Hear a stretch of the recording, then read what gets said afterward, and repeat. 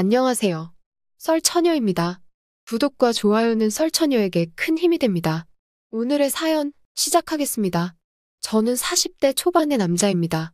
의사라는 직업을 가지다 보니 학창시절부터 공부에만 집중하여 남들처럼 연애를 하지 못했습니다. 친구의 소개로 같이 결혼정보회사에 가입하게 되었고 그곳에서 괜찮은 여자를 만나게 되었습니다. 여자는 현재 전문적으로 꽃을 만지는 플로리스트로 외국에서 대학교 졸업 후 부모님 때문에 한국으로 다시 들어오게 됐다고 했습니다. 데이트를 할수록 너무 마음에 들었고 우리는 결혼을 약속하게 되었습니다. 인사를 간 여자친구 집은 누가 봐도 부유한 집이었고 아버님님은 사업을 한다고 이야기하셨습니다. 사업에 대해 잘 모르는 저를 귀엽게 봐주시고 이것저것 설명해 주시는데 굉장히 대단한 분으로 보였습니다. 그러던 중 여자친구는 갑작스럽게 임신을 하게 되었고 예상보다 더 일찍식을 치러야 했습니다. 신혼집을 알아보려고 여자친구와 이야기하는데 예비 장인어른이 할 말이 있다며 집으로 오라고 하셨습니다. 영문도 모른 채 방문하니 이야기를 꺼내셨습니다. 집 알아본다고 들었네. 내가 손자 태어나면 금호동에 40평짜리 아파트를 너네 주려고 하는데 가지고 있는 현금을 내가 하는 사업에 투자하는 게 어떻겠나? 순간 당황스러워. 그럼 저희 집을 못 구하는데요? 저는 대답했습니다. 옆에 있던 예비 장모님은 그럼 당분간 우리 집에서 지내면 되지. 웃으며 말하셨습니다. 내가 지금 현금 유통이 안 돼서 그래. 자네 얼마 정도로 집을 구할 생각이었나? 장인어른은 물으셨고 현재 가지고 있는 현금이 약 5억 정도 됩니다. 저는 답했습니다. 5억? 얼마 안 되네. 그거라도 나에게 투자하게. 어차피 손해보는 장사는 아닐 거야. 자네도 알지 않나? 금호동에 40평대 아파트면 5억으로는 사지도 못하는 걸 말씀하셨습니다. 장인어른 말씀대로 5억으로는 서울에 위치한 작은 아파트 사기도 어렵다는 생각이 들었고 1년만 장인댁에 살면 40평 아파트가 내 손에 들어오니 손해보는 장사는 아니라고 생각했습니다. 네, 좋습니다. 장인어른 말씀대로 하겠습니다. 그렇게 우리의 결혼은 일사천리 진행되었습니다. 부인도 친정 식구와 같이 사니 한결 편해 보였고 저 역시도 일에 더욱 집중할 수 있었습니다. 어느 날 갑자기 장모님이 자동차 키를 주시며 자네 그래도 의사인데 차가 너무 낡은 것 같아서 내가 장인한테 한 대 뽑아주라고 이야기했네. 가져왔으니 나가보게 하셨습니다. 갑작스러운 선물에 당황하며 밖으로 나가니 외제차가 제 눈앞에 있었습니다. 같이 구경 나온 부인은 우와 여보 이 차 진짜 이쁘지 말했고 근데 나 사인도 안 했는데 장인어른이 어떻게 사셨지? 물었습니다. 아빠 사업하잖아. 사업자 이름으로 한 거니까 자기는 그냥 타고 다니면 된다던데 부인은 대답했습니다. 부자 장인을 만나니 이런 선물도 받고 저도 기분이 좋았습니다. 그렇게 시간은 흘렀고 아이가 태어날 쯤이 되어 슬슬 이사 준비를 하기 위해 가전제품을 알아보고 있었습니다. 장모님, 금호동 아파트로 이사는 언제 하면 돼요? 가전제품이랑 가구 사야 할 것 같아서요. 말씀드리니 갑자기 드시던 커피를 내려놓으시며 어머 내 정신 좀 봐. 잠깐만 전화한다는 걸 까먹어서 자리를 피하셨습니다. 그 이후 장모님과 마주치는 시간이 점차 줄어들었습니다. 퇴근하고 오면 늘 외출 아니면 주무시는 시간이 많아 선뜻 물어보기 어려워. 전화를 드리면 전화는 받지 않으시고 톡을 보내면 바쁘니 집에서 이야기하자고 했습니다. 여보, 장모님 요즘 많이 바쁘셔? 왜? 엄마 아무 일 없는데 할 말 있어? 부인은 되물었습니다. 저는 아니 우리 금호동 아파트 들어가잖아. 입주 날짜를 알아야 가전제품이며 가구며 준비할 거 아니야. 그래서 날짜 여쭤보려는데 한 집 살면서 마주치기가 힘들어서 물어보니 부인은 난 또 뭐라고 알아서 말씀해 주시겠지. 남의 일인 듯 대답했습니다. 며칠 뒤 부부 동반으로 동창회를 갔습니다. 오랜만에 나간 동창회에서 외국에서 근무하는 친구를 만났고 이야기 도중 와이프와 같은 대학교 출신이라고 이야기가 나왔습니다. 우리 와이프도 그 학교 나왔는데 서로 아는 거 아냐? 하며 와이프를 쳐다보니 근데 나는 학교 사람들이랑 교류 없이 조용히 지내서 잘 모르겠네. 와이프는 당황하며 회피했습니다. 친구는 와이프를 보며 한국인 모임도 있었는데 못 뵌 것 같긴 하네요. 물으니 와이프는 네, 제가 너무 조용해서 모르셨을 거예요. 그리고 소극적이라 한국인 모임도 알고 있었지만 나가질 않았어요. 어색하게 웃었습니다. 그럴 수 있지 생각하며 넘겼습니다. 그렇게 시간이 흘렀고 드디어 아이가 태어났습니다. 눈에 넣어도 안 아프다는 말이 이런 건가? 너무 예뻤습니다. 근데 혈액형을 듣는 순간 부인과 제 사이에서 나올 수 없는 혈액형이었습니다. 너무 이상해. 병원에 다시 요청을 했고 두 번째 결과도 동일하다는 답변을 받았습니다.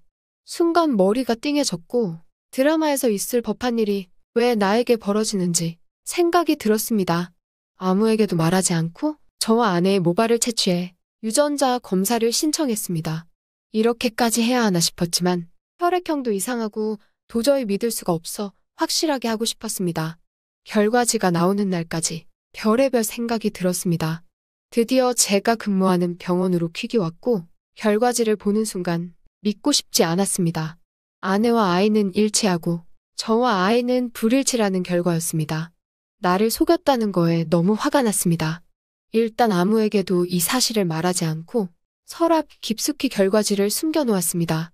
집으로 돌아가 아이와 부인을 보니 그전과는 다른 감정이 느껴졌고 꼴도 보기 싫었습니다. 그러던 중 동창회에서 만난 친구가 생각이 났고 친구에게 부인의 이름을 알려주면서 다닌 흔적이 있는지 알아봐달라고 말했습니다.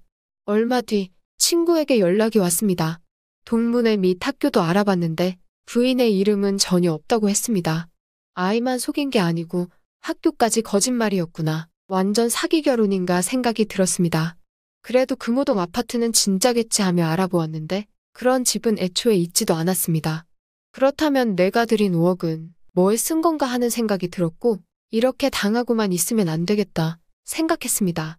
머리를 쥐어짜고 생각한 뒤 장인어른 장모님께 드릴 말씀이 있다고 거실로 모이게 했습니다. 지금 병원 같이 다니는 선배인데요. 선배가 같이 병원 개업하면 어떠냐고 이야기를 해서요. 자리랑 이것저것 알아보니 정말 좋더라고요. 근데 제가 가진 현금이 없어서 장인어른이 조금만 도와주시면 금방 갚을 수 있을 것 같아요. 말씀드렸습니다.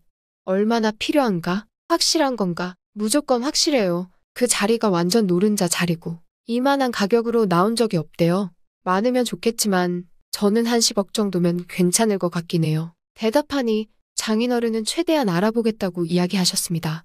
그리고 얼마 후 이곳저곳에서 최대한 끌어모으니 10억이 가능하다고 했고 그 돈으로 선배와 병원을 개원하게 되었습니다. 능력 있는 선배 덕에 병원은 잘 됐습니다. 첫 달과 둘째 달에는 장인어른께 약 8천만 원 정도 드렸습니다. 돈을 받으니 입이 찢어지셨고 장인어른 제가 그 돈 다 갚고 이자도 드릴게요. 듣기 좋은 소리를 해드렸습니다. 장모님은 역시 우리 의사 사위가 집안을 살린다 하며 좋아하셨고 매일 저녁 식탁은 상다리가 휘어졌습니다. 하지만 셋째 딸 이후엔 아무것도 드리지 않았습니다. 날이 다가오자 박서방, 왜 이번 달은 돈을 안 주나? 물으셨습니다. 이번 달은 제가 좀 일이 있어서요. 다음 달에 2배로 드릴게요. 웃으며 대답했습니다. 하지만 그 다음 달도 저는 드리지 않았습니다. 왜냐면 저는 드릴 생각이 없으니까요. 아니나 다를까. 여보, 왜 엄마 아빠한테 돈 안 드려? 설마 입 씻는 건 아니지? 가족끼리라도 돈 관리는 잘해야 돼. 부인은 잔소리를 했습니다. 옆에 듣고 있던 장모님도 그래, 줘야지. 돈 잘 번다고 우냐우냐 했더니 가족끼리 돈 약속은 지켜야지 하며 소리쳤습니다. 너네 잘 걸렸다 생각했고 내가 왜 사기꾼 집안에 돈을 줘야 해요? 대답했습니다. 옆에 있던 장인어른은 자네 지금 뭔 소리를 하는 건가? 누가 사기꾼 집안이야? 하며 언성을 높이셨습니다. 그 이야기가 끝나자마자 방에서 서류 한 장을 가져와 바닥에 던져버렸습니다. 이거 보고 이야기하세요. 장인어른은 종이를 보는 순간 부인을 쳐다보며 너 이게 뭐냐? 하고 소리쳤습니다. 부인과 장모님은 종이를 보더니 장모는 알고 있던 사람처럼 이건 이거고 우리가 빌려준 건 줘야지 했습니다. 역시 이 사람 혼자 한 게 아니군요. 그리고 당신 외국 대학교 웃기는 소리하고 있네? 아무리 뒤져도 당신 같은 사람 학교 다닌 사람 없다는데 저는 화내며 말했습니다.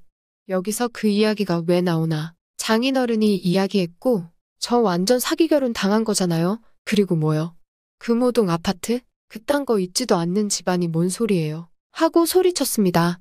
부인은 여보 내가 다 설명할게 하며 울기 시작했고 우는 소리까지 듣기 싫었습니다. 장모는 그래서 뭐 지금 이혼이라도 하자는 건가? 하며 되레 소리쳤습니다. 이혼이요? 말씀 잘하셨어요. 당연히 이혼해야죠. 이런 사기꾼들이랑은 한시도 같이 있고 싶지 않아요? 대답했습니다. 장인어른은 장난하나 기껏 월급쟁이 병원 차리게 해줬더니 뭐가 됐든 자넨 나한테 고마워해야 돼. 입 다물고 우리 딸 책임지게 적반하장이었습니다. 장인어른은 말을 이어갔습니다. 이혼해줄 테니 우리가 준 병원 개업비랑 이혼 합의금 5억을 주면 해주겠네? 그 돈을 제가 왜 줘요? 당신들이 사기쳐서 내가 당한 돈이랑 피해 보상은 받아야지. 대답했습니다. 장인어른은 욱했는지 바로 옆에 있던 리모컨을 TV에 던져버리셨고 너 내가 좋게 말하니까 나 무시하니? 하고 소리쳤습니다. 보고만 있을 제가 아니죠. 장인이 아끼는 도자기를 바로 들고 바닥에 던져버렸습니다. 그 순간 장인은 꿀먹은 벙어리가 되었고 장모는 의사놈이라고 예쁘다 해줬더니 완전 도둑놈이 따로 없네. 제 멱살을 잡고 흔들었습니다. 그렇게 저는 싸놓은 짐을 들고 바로 나와버렸고 병원에도 물론 지장이 갈 것 같아 미리 다른 사람에게 정리해버렸습니다. 물론 제가 속물인 거 인정합니다. 하지만 남의 집 자식을 키울 수 있을 만큼 대인배도 아니고 저를 속인 이 집안과 살 수가 없습니다. 현재는 학교 선배 지인을 통해 소개받은 변호사님과 사기 이혼 소송 중에 있습니다. 변호사님 통해 전해 들은 이야기인데 2년 전부터 회사가 어려웠다고 했습니다. 그래서 돈 잘 버는 사위를 들이기 위해 거짓말을 쳐가며 결혼정보 회사에 딸을 가입시켰고 제가 그 덫에 걸린 거였습니다. 저에게 준 10억도 어디서 사채를 끌어온 건지 집까지 경매로 넘어갈 판이라고 했습니다. 멍청했던 제 자신을 돌아보며 환자를 위해 살겠습니다. 오늘의 사연은 여기까지입니다. 긴 사연 끝까지 들어주셔서 감사합니다. 구독과 좋아요는 설처녀에게 큰 힘이 됩니다.